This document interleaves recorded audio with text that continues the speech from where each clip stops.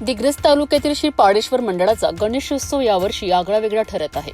संस्कृती, समाज प्रबोधन आणि पर्यावरण संवर्धन या त्रिसूत्रीवर आधारित हा गणेशोत्सव मंडळाच्या 43व्या वर्षात पदार्पण करीत आहेत।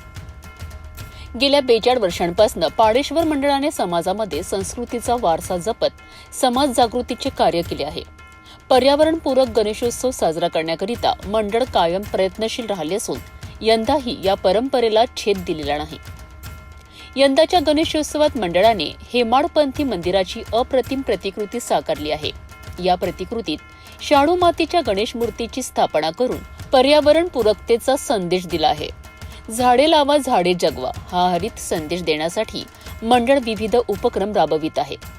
याशिवाय ऑपरेशन सिंदूरच्या यशोगाथाही या मंडळाने उलगडून लावल्या आहेत। समाज प्रबोधनासाठी यंदा विष्णू पुराणातील भगवान श्री विष्णूच्या दशावतारांचा भव्य देखावा उभारण्यात आला आहे।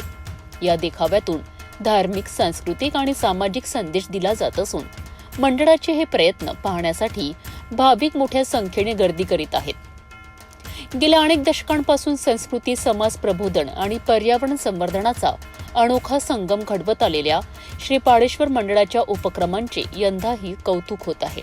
मागील 42 वर्षापासून सातत्याने संस्कृतीचे संवर्धन, जनजागृती, समाज जागृती आणि पर्यावरणपूरक गणेश उत्सवाचे अनोखी उदाहरण मंडळाने घडवले आहे।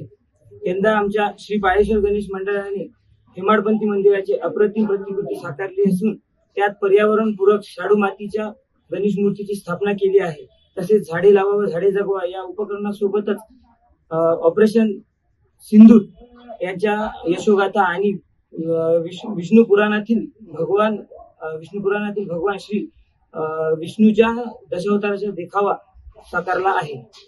गणपती बाप्पा मोरया! गणपती बाप्पा मोरया!